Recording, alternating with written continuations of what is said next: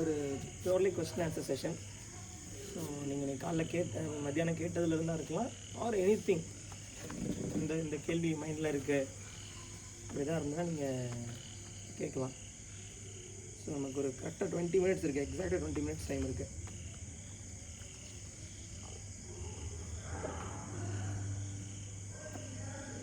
Okay, இங்கே ஒரு கொஸ்டின்லேருந்து நான் ஸ்டார்ட் பண்ணுறேன், அண்ட் தென் நீங்கள் கேட்க சொல்லலாம். சில நேரங்களில் தவறுகளை சுட்டி காட்டும்போது ஒரு ஆர்கியூமெண்ட் வந்துடுது, பயங்கர ஆர்கியூமெண்ட் ஆயிடுது. அதனால அந்த தவறுகளை சுட்டி காட்டாமல் பேசாமல் ஜோமெண்ட்டு அமைதியாக இருக்கணுமா? லைக் இப்போ நமக்கு மத்தியானம் கேட்கும்போது கூட மோல்டிங் ஈச் அதர் கேரக்டர் அப்படிங்கும்போது அதை இது தப்பு அப்படின்னு சொல்லும்போது ஆர்குமெண்ட் வருது. அப்போ அந்த ஆர்குமெண்ட்டுக்கு இது பண்ணி அப்படி விட்டுறலாமா, என்ன பண்ணுறது? Translator? Yeah, okay. It's important to, when you see your wife making a glaring mistake in which her behavior is against the word of God, you must do what you can to stop her. So இப்போ நம்முடைய மனைவி கடவுளுடைய வார்த்தைக்கு விரோதமான ஒரு பெரிய தவறை செய்கிறாங்க அப்படின்னா நம்ம ஏதாவது எடுத்தால் அதை நம்ம கண்டிப்பாக நிறுத்தணும். அதை For example, Job's wife said to him, curse God and die. யோபுடைய மனைவி சொன்னாங்க, தேவனை சபித்து செத்துறலாம் அப்படின்னு. If she said die, that is something all husbands have heard. You know, I was a little surprised because a popular YouTuber was complaining on YouTube with a long audio that his wife told him to die. I said, I have heard it many times. What is the big problem? I don't know what the problem is. சரி, செத்துப்போ அப்படிங்கிறது அநேக மனைவிகள் சொல்கிற ஒரு வார்த்தை. So ஒரு YouTuber கூட என் மனைவி சாக சொல்லிட்டா அப்படிங்கிறது ஒரு பெரிய பிரச்சனையாக அவர் போட்டுட்டு இருந்தார். பட் நிறைய பேர் அதை கேட்டிருப்பாங்க, மனைவி செத்துப்போன்னு சொல்கிறத. ஆனால் யோபுடைய மனைவி சொன்னது, curse God and die. தேவனை சபித்து அல்லது மறுதலித்து நீ செத்துரு அப்படின்னு சொல்கிறாங்க. In response he said, why do you speak as a foolish woman? நீ ஏன் ஒரு பைத்தியக்காரி போல பேசுற அப்படின்னு சொல்லி யோபு பதில் சொல்றாரு. So those confrontations are very important in marriage. So இப்படிப்பட்ட அந்த எதிர்ப்பை சொல்லுவது என்பது திருமணத்தில் ரொம்ப முக்கியமானது. But the timing of the confrontation is very important. But எந்த நேரத்தில் அதை நம்ம செய்கிறோம் அப்படிங்கிறது தான் முக்கியம். It should be in the privacy of your home, or when you converse with your wife, the third person should not hear it. ஒரு மூன்றாவது நபருக்கு தெரியாம அவங்க கேட்காத டைம்ல இதை நம்ம மனைவிட்ட சொல்லணும். And also it should be done with the spirit of prayer. ஒரு ஜெப ஆவியோட அதை பண்ணணும், ஜெபத்தோட அந்த இதை நம்ம சொல்லணும் மனைவி. Because if there is any confusion or a problem or a heartbreaking situation in the family, the credit for that definitely will go to the devil. So குடும்பத்தில் ஒரு பிரச்சனை இருக்குது, ஒரு குழப்பம் இருக்குது அப்படின்னாலே அதற்கான காரணம் பிசாசுக்கு தான். So the devil is trying to foil the plan of God for your marriage by bringing in all these divisions, arguments, fights and bitterness. So இந்த வாக்குவாதங்கள், கசப்புகள், இந்த குழப்பங்கள் எல்லாம் கொண்டு பிசாசு நம்முடைய குடும்பத்திற்கு கடவுள் வச்சிருக்க திட்டத்தை அவன் சீர்குலைக்க பார்க்கறான். In that process he may use your wife, and he may even use you, your ego and your pride, your arrogance and so on and so forth. So அந்த திட்டத்தை சீர்குலைக்கிற அந்த இதில் மனைவியும் சில நேரத்தில் பயன்படுத்துவான், நம்முடைய சுயத்தை பயன்படுத்துவான், நம்முடைய வாக்குவாதத்தை பயன்படுத்துவான். So when you pray, it is not like you pray that your wife is a sinner, she should repent. Rather you should say, Lord, is there anything I can do to change this situation? Give me the humility, help me to overcome that ego. And also at the end you can say, Lord, help my wife also to see the things in the way that you want her to see it. So மனைவி மனைவி குற்றம் சாட்டியோ இல்லை நியாயம் தீர்த்தோ பெரிய தப்பு பண்ணுறான்னு ஜோம் பண்ணுறது இல்லை. ஆண்டவரே, இந்த சூழ்நிலையை கையாளக்கூடிய ஞானத்தை எனக்கு தாங்க, என்னுடைய சுயத்தையும் தாண்டி இதை பார்க்க எனக்கு உதவி செய்யுங்க அப்படின்னு ஒரு தாழ்மையோடு நம்ம ஜோம் பண்ணோம். அதில் கடைசியில் ஆண்டவரே, மனைவியும் இதை நீங்கள் பார்க்குற விதத்தில் அந்த சூழ்நிலையை பார்ப்பதற்கு உதவி செய்யுங்க நம்ம ஜெபிக்கலாம். So marriage is it's not about finding the right partner. You know, marrying a believer who is committed to ministry is important, but marriage is not about finding the right partner, but becoming the right partner. So God is shaping you through all these inconveniences, arguments, fights that you face in your marriage. So திருமணம் எப்பயுமே ஒரு சரியான வாழ்க்கை துணையை கண்டுபிடிப்பது என்பது அல்ல, சரியான வாழ்க்கை துணையாக மாறுவது. அப்போ இந்த மாதிரி வாக்குவாதங்கள் இது மூலமாலாம் ஆண்டவர் நம்மளை வணைகிறார், சரியான வாழ்க்கை துணையாக நம்ம மாறுவதற்கு வணைகிறார்.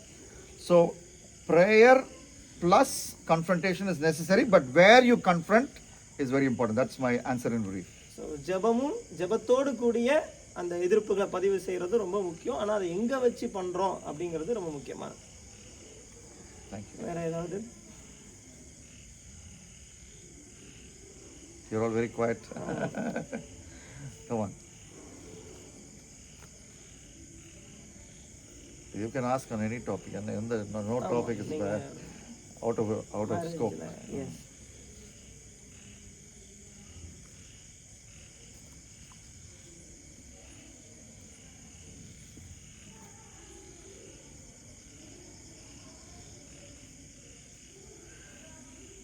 I remember in Bible college I asked a question. That question was,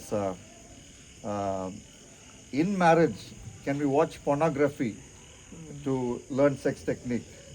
And I remember my teacher was a visiting teacher from Italy, from Italian American, and the answer that she gave me. You can translate it. என்ன சொன்னாங்கன்னா, அவங்க Bible காலேஜில் இருக்கும்போது அவங்க கேட்ட ஒரு question வந்து, ஒரு ப்ரொஃபஸர் இட்டாலியிலேருந்து வந்திருந்தார். அவர்கிட்ட கேட்ட ஒரு கொஸ்டின் வந்து, இந்த பான் வீடியோஸை வந்து மேரேஜில் செக்ஷுவல் இது பற்றி தெரிஞ்சுக்கிறதுக்காக ஹஸ்பண்ட் ஒய்ஃபாக சேர்ந்து பார்க்கலாமா? So the answer she gave me was very insightful and direct. So அவங்க கொடுத்த பதில் வந்து ரொம்ப ஆழமானதாகவும் நேரடியானதாக இருந்துச்சு. She said no, because and she's a woman speaking, she's a woman professor. She said a woman wants the focus of all sexual activity in marriage to be on her and not on any third person. So அவங்க வந்து அது இல்லை அப்படிங்கிறத அவங்க ஒரு பெண்ணாக இல்லை அப்படிங்கிறத தெளிவாக சொன்னாங்க. ஏன் அப்படின்னா, ஒரு பெண்ணுக்கு இந்த பாலியல் சார்ந்த உறவுகளை பொறுத்த வரைக்கும் அதனுடைய அந்த மையம், அந்த பார்வை வந்து அவங்க மேலே இருக்கணுமே ஒழிய மூன்றாவது ஒரு நபர் மேலே இருக்கக்கூடாது. And Paul also says that in an indirect way when he writes in Romans, do not be overcome by evil, but overcome evil by good. So Paul சொல்ற, தீமையினால் வெல்லப்படாமல் தீமையை நன்மையினால் வெல்லுங்கள் அப்படின்னு ரோமர்ல எழுதுறாரு. So we say in Tamil mulla வச்சு தான் எடுக்கணும் அப்படின்னு, but that is not biblical. So to learn sex technique is something good in marriage, and there are good ways to learn about it. And I even talked about a book which the first prize winner got. But then there are worldly and ungodly ways of learning about sex technique, so which we should turn away from, we should repent from, and seek holiness in every area of our marriage life. So பாலியல் சார்ந்த காரியங்களை கற்றுக்கொள்வதற்கும் வேதத்தோடு ஒத்து போகாத வழிகளை நம்ம வந்து பயன்படுத்தக்கூடாது. நல்ல புத்தகங்கள், இப்போ நம்ம முதல் பரிசு கொடுக்கப்பட்ட புத்தகங்கள், அப்படிப்பட்ட புத்தகங்களை நம்ம பயன்படுத்தலாமே ஒழிய இப்படிப்பட்ட பாவத்தின் வழிகளில் அதை கற்றுக்கொள்கிறேன் அப்படிங்கிறதுக்காக நம்ம பயன்படுத்திடக்கூடாது. அதை விட்டு நம்ம மனம் திரும்பணும்.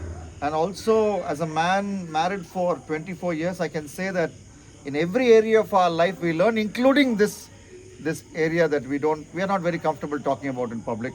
And it's a wonderful growing experience, because as a husband you learn new things about your wife, and she learns new things about you, and it's a beautiful relationship, and that's how God actually created marriage.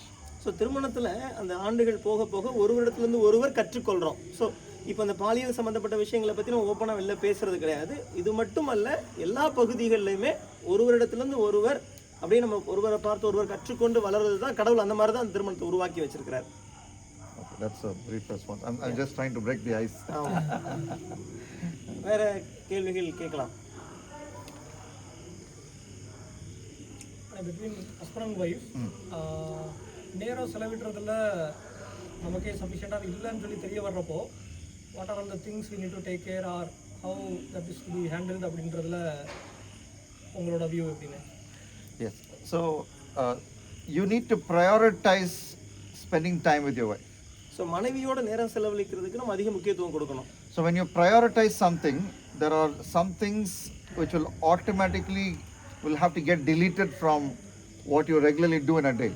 So இப்போ ஒரு நாளில் நம்ம இப்போ ஒரு விஷயத்தை நம்ம முக்கியத்துவம் கொடுக்குறோம் அப்படின்னா, நம்ம செய்கிற சில விஷயங்களை அந்த இடத்துல அந்த லிஸ்ட்டில் தான் எடுக்க வேண்டியிருக்கலாம். As an avid cricket fan, I might like to watch every ball of an important match and just soak in all the excitement and all the tension. But then if I have to make time for my wife, there are times when I don't watch every ball, but I just get the summary or look at the highlights of the highlights and give the time I gained by spending time with my wife. So இப்போ ஒரு cricket ரசிகனா வந்து எனக்கு ஒவ்வொரு பாலையும் பார்க்க ரொம்ப பிடிக்கும், அந்த அந்த டென்ஷன் அந்த அப்படியே உள்வாங்க எனக்கு ரொம்ப பிடிக்கும். ஆனால் இப்போ அன்றைக்கி என் மனைவியோட நேரம் செலவழிக்கணும் அப்படின்னா அப்போ நான் வந்து அந்த முழு மேட்சையும் பார்க்காம ஹைலைட்ஸ் மட்டும் பார்த்துட்டு மற்ற நேரத்தை எடுத்து என் மனைவிக்கு நான் கொடுக்க வேண்டியிருக்கும். And also from the Bible we must understand that when we signed up for marriage, one of the underlying bedrock of marriage and taught in the Bible is unselfishness. So சுயநலமற்றவங்களா இருக்கணும் அப்படிங்கிறது திருமணத்தை பொறுத்த வரைக்கும் ரொம்ப அடிப்படையான ஒரு விஷயம். So that's why in Genesis 24 when Eliezer chose a girl for his master's son Isaac, he was measuring that because he said the girl who will not only give me water but also my camel's water, that girl will be the girl for my master's son.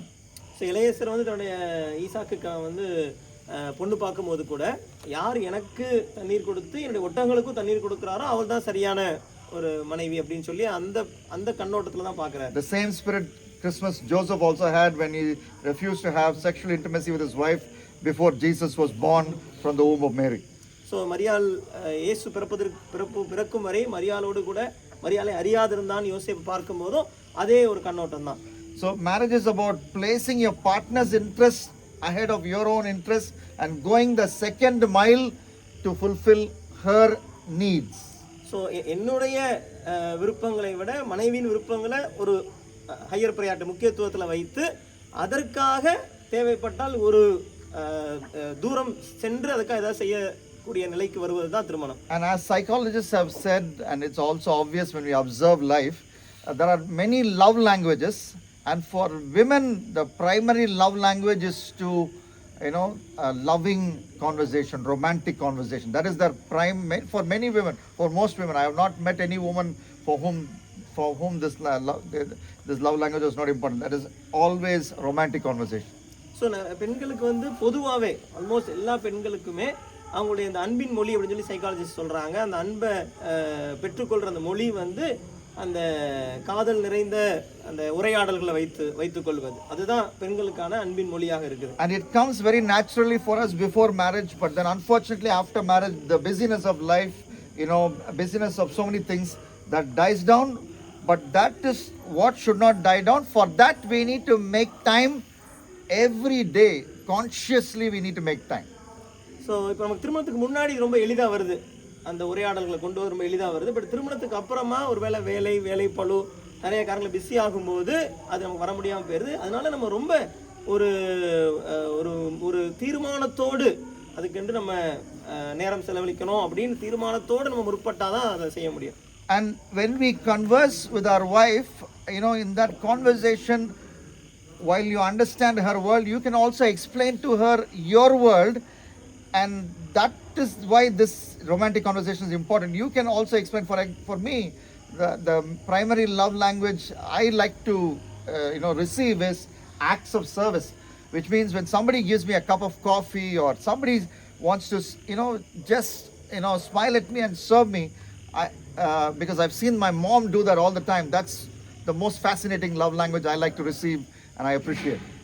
So அந்த உரையாடல் இருக்கும் பொழுதும் கூட நம்ம அவங்களுடைய உலகத்தை புரிந்து கொள்ள முற்படுகிற அதே நேரத்தில் நம்முடைய எதிர்பார்ப்புகளையும் நம்ம சொல்ல முடியும். இப்போது எனக்கு வந்து அந்த ஒரு சேவை, நமக்கு ஒருத்தவங்க சிரித்து கொண்டு மகிழ்ச்சியோடு ஒருத்தர் சேவை செய்கிறது வந்து அது எனக்கு ஒரு அன்பின் மொழியாக இருக்கும்போது அது என்னுடைய தாயின் இடத்துல நான் பார்த்துருக்குறேன். அது வந்து என்னை மிகுந்த பரவசப்படுத்துகிறது. இதை நான் அதில் சொல்ல முடியும்.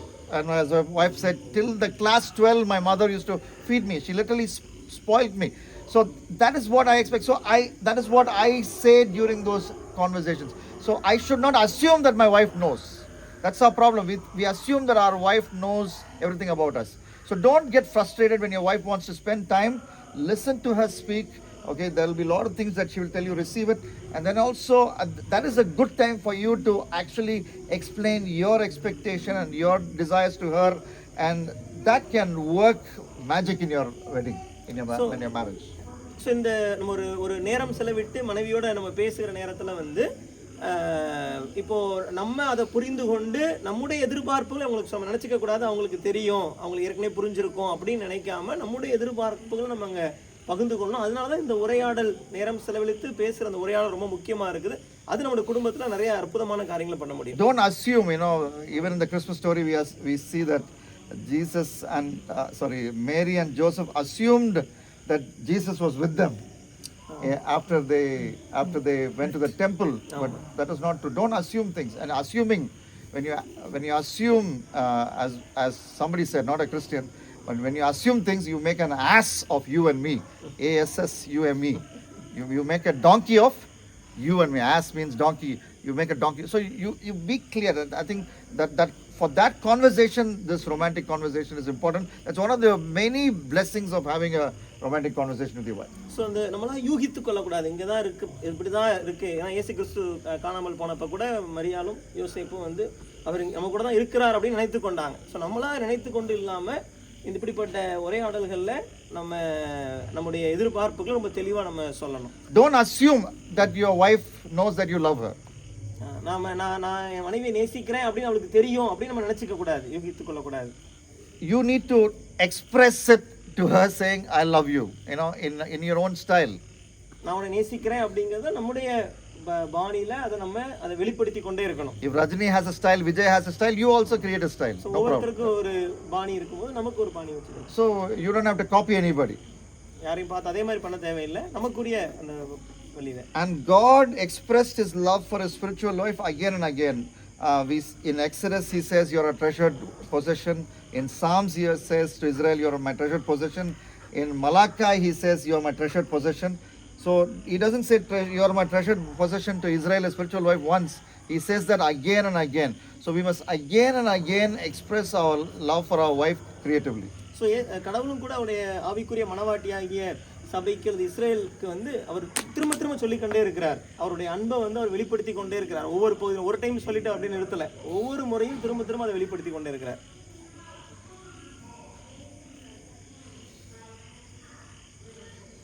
க்ரோயிங் சில்ட்ரன், பிள்ளைங்க வளர்ந்து வர்றாங்க, சில நேரத்தில் அவங்களோட பிஹேவியர் ரொம்ப மோசமாக இருக்குது. குடன்ட் ஹேண்டில், அடிக்க முடியாது.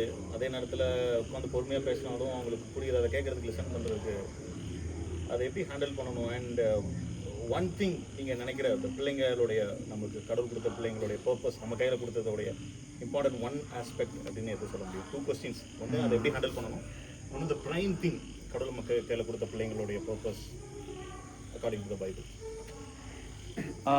See, the Bible says in the book of Proverbs that if you desist from taking the rod, you hate your children.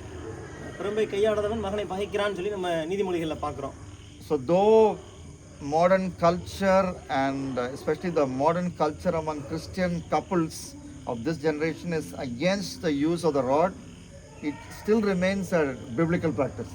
So பிரம்பை கையாடக்கூடாது அப்படிங்கிறது இன்னைக்குள்ள கலாச்சாரத்தில் கிறிஸ்தவ தம்பதிகளே அதை பயன்படுத்தினாலும் கூட, ஆனால் வேதம் சார்ந்து அது ஒரு முறையாக தான் இருக்குது. The reason why we don't want to do that is because we have seen an abuse of the use of the rod by maybe our parents or grandparents, where they have used the rod in an angry way, or use of rod has been coupled with fits of rage. So நிறைய நேரங்களில் நம்முடைய மூதாதையர்கள் வந்து அல்லது நம்முடைய தாத்தா பாட்டியோ அந்த பிரம்பை பயன்படுத்தின விதம் வந்து கோபத்தின் வெளிப்பாடாக அல்லது ரொம்ப ஒரு ஆக்ரோஷத்தினுடைய வெளிப்பாடாக பயன்படுத்தி நம்ம பார்த்துருக்கிறதுனால அந்த தயக்கம். Fits of rage is a sin against God, but use of the rod is not a sin against God. அப்போ அந்த ஒரு கடும் கோபம் கொண்டு பண்றதுங்கிறது ஆண்டவர் சமூகத்துல பாவமா தான் இருக்குது. ஆனா பிரம்பை கையாடுதல் என்பது பாவம் அல்ல. So my son is here and my daughter is here, so they have got thrashings from me as well as my wife, right till the time that they have really grown up to my shoulder. So என் தோல் வரைக்கும் வளர்ற வரைக்குமே என்னுடைய மகனும் எங்கிட்ட இருந்து அடி வாங்கியிருக்கிறாங்க. So that you should not totally give up on that. அது முழுமையா நம்ம விட்டுற முடியாது அந்த முறையை. And when you use that also, there should be a consistency. அதை நம்ம எப்படி நிலையா பயன்படுத்துறோங்கிறது இருக்கணும். So if they get a beating for making a mistake once, that beating should come again when they repeat that mistake as well. Because if you only do it once, then they don't see the consistency. Because when they see a consistency, they realize that if they repeat the mistake, the rod is going to come, the beatings are going to come, so I better change myself. So இப்போ ஒரு தவறுக்காக நம்ம அவங்கள கண்டிக்கிறோம், அவங்கள அடிக்கிறோம் அப்படின்னா அதுல ஒரு தொடர்ச்சி இருக்கணும். இப்போ ஒரு முறை அதை கண்டித்து அடுத்த முறை விட்டுட்டோம் அப்படின்னா அது அவங்களுக்கு அந்த புரிதலை கொண்டு வராது. ஆனா தொடர்ச்சி அதை செய்யும் போது சரி இந்த தவறை நான் செய்தா கண்டிப்பா பிரம்பு எனக்கு வரும் அப்படிங்கிற புரிதல் கொண்டு வந்துடும். And after the rod is used, how you behave is also very important. So அந்த பிரம்பை கையாண்ட பிறகு நான் எப்படி நடந்து கொள்றேன் அப்படிங்கிறது ரொம்ப ரொம்ப முக்கியம். So even till today, there are times when I correct my son, and after the correction is over, I ask him always, invariably, even today I asked him, are you angry with daddy?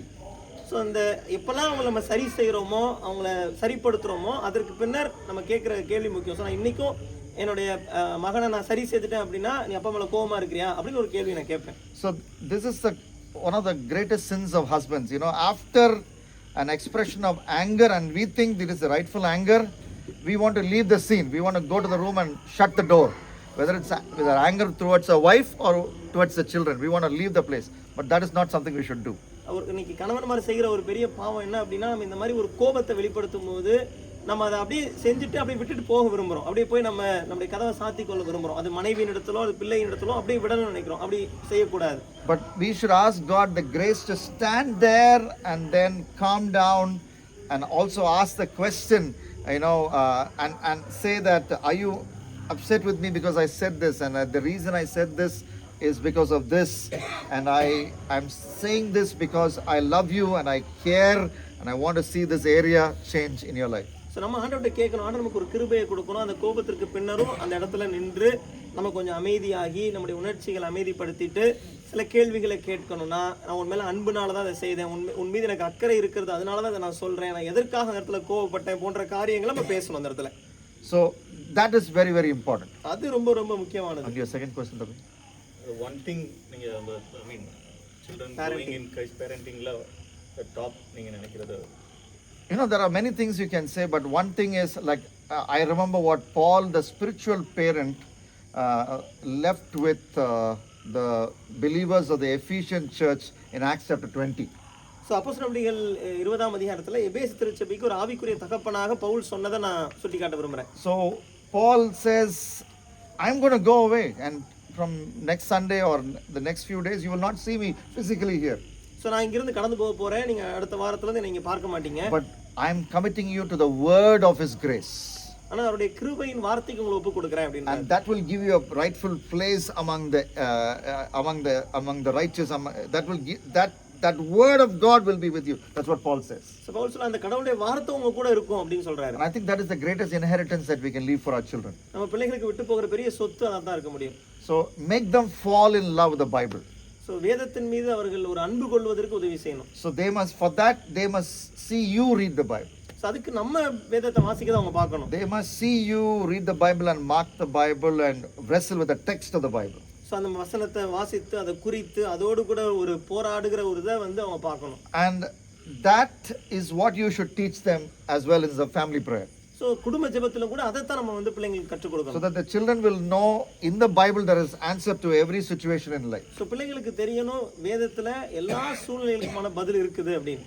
Whether they are in America or whether they are in Aladipatti or wherever they are, whichever part of the world they are, they can always find reliable spiritual counsel and they can know the mind of God from the word of God. So அவங்க எந்த இடத்துல அமெரிக்காவோ இல்லை ஆல்டிபெட்டியோ அவங்க எந்த இடத்துல இருந்தாலும் கடவுளுடைய வார்த்தையிலிருந்து நம்ப தகுந்த ஆலோசனைகளை பெற்றுக்கொள்ள முடியும் என்பதை அவங்க அறிந்து கொள்ளணும். And a practical gift that you should keep giving your children is the gifts of Bibles and study Bibles. So நீங்கள் நடைமுறையில் நீங்கள் பிள்ளைங்களுக்கு கொடுக்கக்கூடிய சிறந்த பரிசு என்ன அப்படின்னா வேத புத்தகங்களும் ஸ்டடி பைபிள்ஸ் தான். Unfortunately, the most of the modern parents, including Christian parents, they are majoring on gadgets. Yes, we need to give them gadgets at the right time, but you make it as a practice and as a habit to give them a study Bible and follow up whether they are reading it.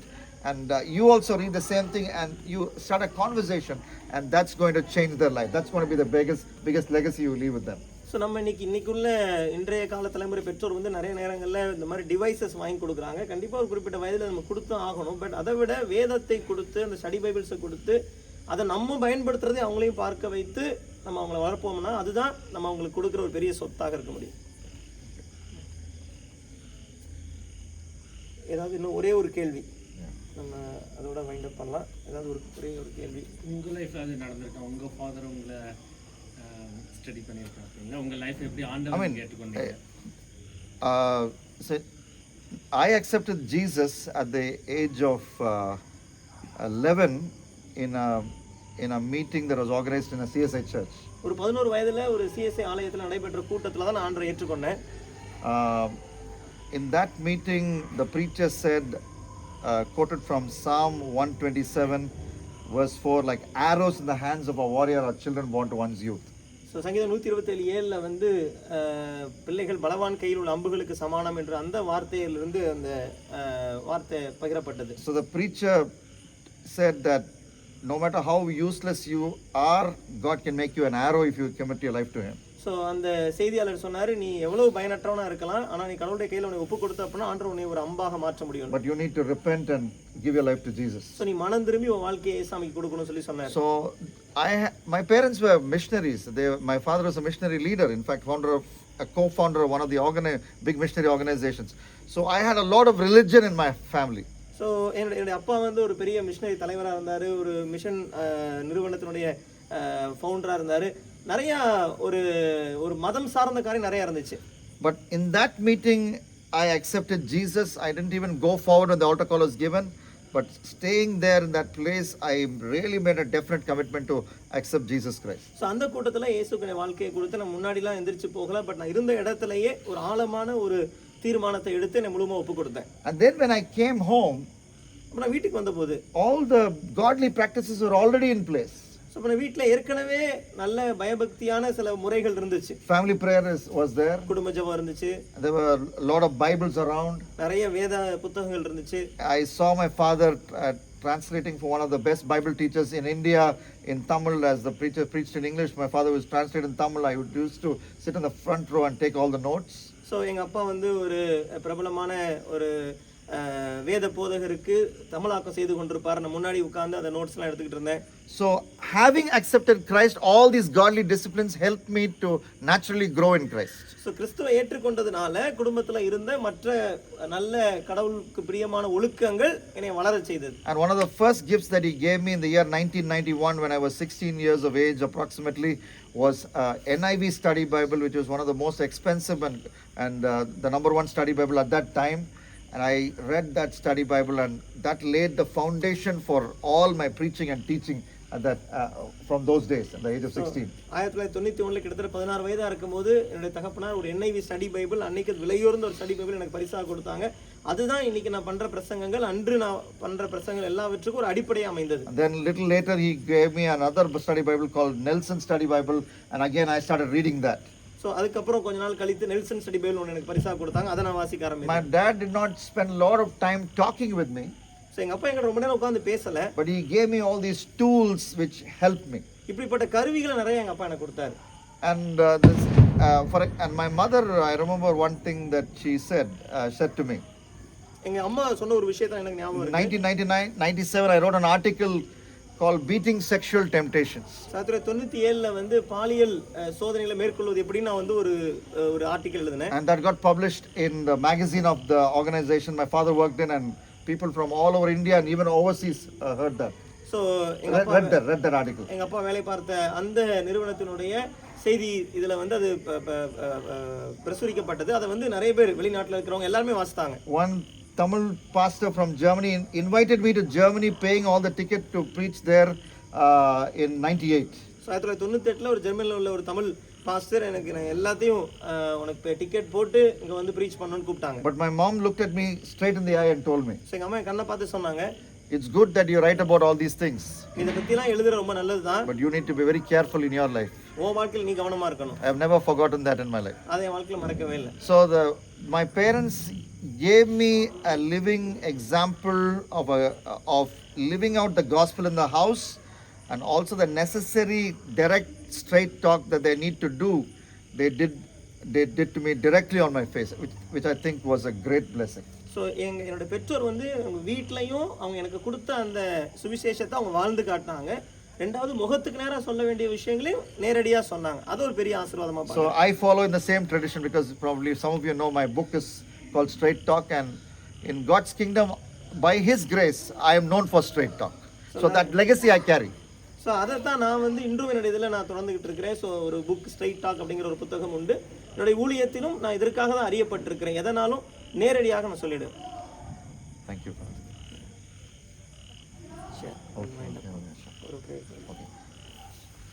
ஆண்டவரே, இந்த அருமையான ராத்திரி வேலைக்கான நன்றியோடு ஸ்தோத்திரிக்கிறோம். ஆண்டவரே, இந்த ஒவ்வொரு கணவருக்காக நான் ஜெபிக்கிறேன். ஆண்டவரே, நீங்கள் இந்த பொறுப்புக்கு இவர்களை நீங்கள் அழைத்திருக்கிறீர்கள். அழைத்தவர் நீர் உண்மை உள்ளவர்.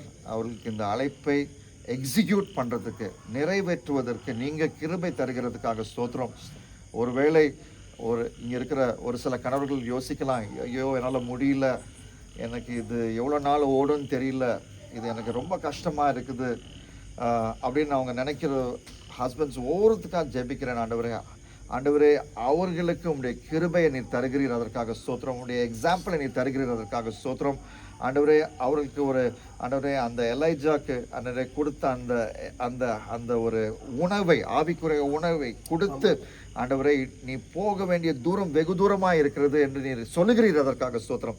அதற்காகவே இந்த நாளை ஏற்படுத்தியிருக்கிறீர், அதற்காக ஸ்தோத்திரம். ஆண்டவரே, Lord, they need to live with their wives and Lord and they need to lead godly homes. ஆண்டவரே, ஒரு தேவனை மகிமைப்படுத்துகிற ஒரு வீடை ஆண்டவரே இவர்கள் தலைமையிலே கட்டி எழுப்புவார்கள் என்பதிலே ஒரு சந்தேகம் இல்லை என்று நான் நம்புகிறேன். ஆண்டவரே, அதற்காக இவர்கள் ஒவ்வொருத்தரும் அவர் வாழ்க்கையை அர்ப்பணிக்க இந்த நேரத்தில் அவர்கள் உதவி செய்ய வேண்டும் ஜெபிக்கிறேன். ஆண்டவரே, Lord, I pray that every husband here will commit his life so that they will take the responsibility. ஆண்டவரே, ஆங்கிலத்தை சொல்லுகிறது போல the buck stops with me.